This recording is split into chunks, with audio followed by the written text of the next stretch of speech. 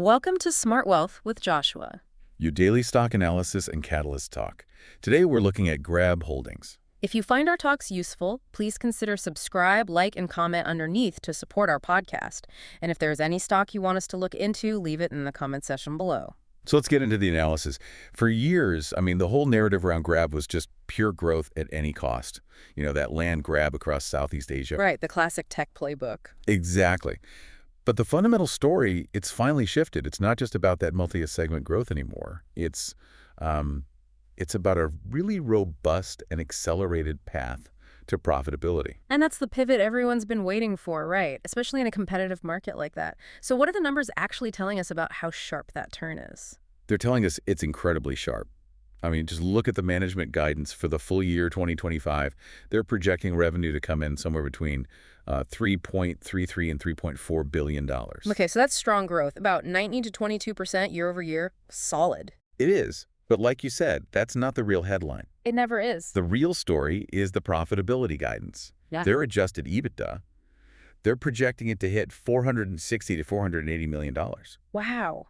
And compared to last year, that's, what, nearly 50% growth? 47 to 53%? That's it. That's the whole story in a nutshell. When your profits are growing more than twice as fast as your revenue, you're just seeing pure operating leverage in action. It's like the train has switched tracks from just growth to real efficiency. Okay, so let's unpack that efficiency. A 20% revenue jump funding a 50% profit jump. That means they're squeezing a lot out of the system. Where are they finding those savings?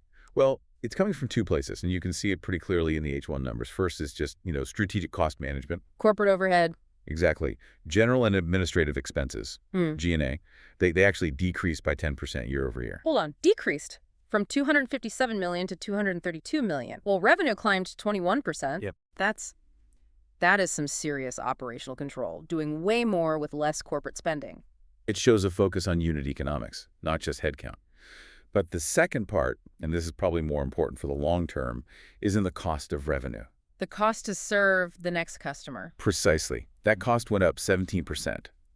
But since revenue grew 21%, they kept a 400 basis point spread. That 4% gap, that's the scalability engine right there. It's built into the infrastructure now. The more volume they do, the more profitable each transaction becomes.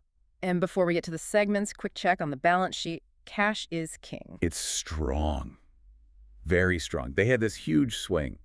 In the first half of 2025, they generated $79 million in net finance income. Income, not cost. Right. A huge reversal from the prior year.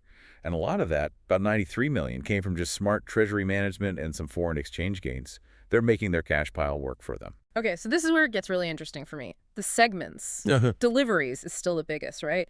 Hit $854 million in revenue for the half.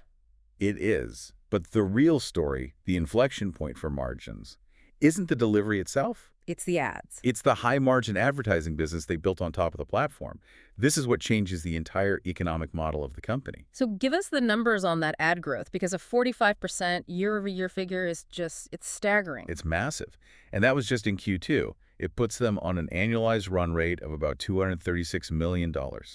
And you have to remember, that's almost pure profit. So how does that drop down to the unit economics? How does a jump in ad revenue make a food delivery more profitable? It drops straight to the bottom line of the segment. So you see their deliveries adjusted EBITDA as a percentage of GMV. It improved from 1.5% to 1.8%. So a 34 basis point expansion, that might sound small, but on billions in volume, that's a huge amount of profit. They're monetizing user attention, not just the transaction. Exactly. And they can do it because the first-party data they have from the super app allows for targeting that, other platforms just can't match. And what about mobility, the original ride-hailing business? Is that still a workhorse? Still very strong. Yeah. Revenue there grew 19% year over year, so right in line with the company average. But again, the margin story is key. Let me guess, it expanded. It extended from 8.2% to 8.7%. It just shows their pricing power is holding up and they're getting more efficient in their mature markets. Okay, pillar 3, financial services. This has to be the big long-term bet, right? This is the growth lever. The segment revenue surged 41% year over year. It's all being driven by them scaling up their lending through GrabFin and the digital banks. 41% growth is huge. But anytime I hear rapid lending expansion, especially in emerging markets, I immediately think about credit risk. Are they taking on bad loans to get that growth? That is the right question to ask. And look, management is adamant their underwriting is prudent. Their non-performing loans are apparently within their risk appetite. But the segment still lost money, didn't it? I saw a $26 million adjusted EBITDA loss in Q2. It did, but you need the context for that number. That loss isn't from a wave of defaults. It's actually from conservative accounting. How so? As they issue more loans, they have to provision for expected credit losses. They're setting money aside now for potential future losses on the new loans they're writing. It's a risk mitigation strategy. So it's an investment in growth, and the loss reflects them being cautious, not that the current loan book is going bad. Precisely.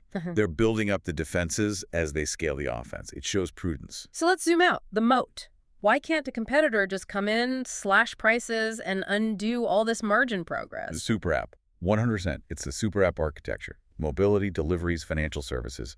They all feed each other. It creates these reinforcing network effects. So it's just too inconvenient to leave. Exactly. The switching costs are enormous. Your payments are there. Your loyalty points span across everything. If you use a different app for food, you lose all that integration. And all that activity generates a mountain of first-party data, which feeds back into that advertising business we were talking about. That's the core of the ad mode. They see everything. Where you go, what you eat, whether you have a loan. That allows for hyper-targeted ads that merchants will pay a premium for. And having a loan with them, I imagine that's the stickiest product of all. It's the ultimate lock-in. A customer with financial products is just.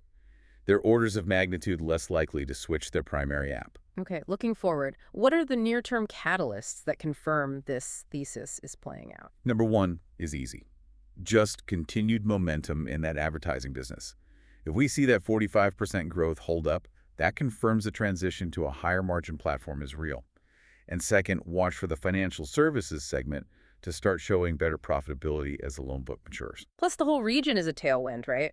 Southeast Asia's economy. A huge tailwind. 4 to 5% economic growth, a rising middle class, more digital adoption. It lifts all of their boats. We have to cover the bear case, though. What could derail this? Risk number one is always regulation.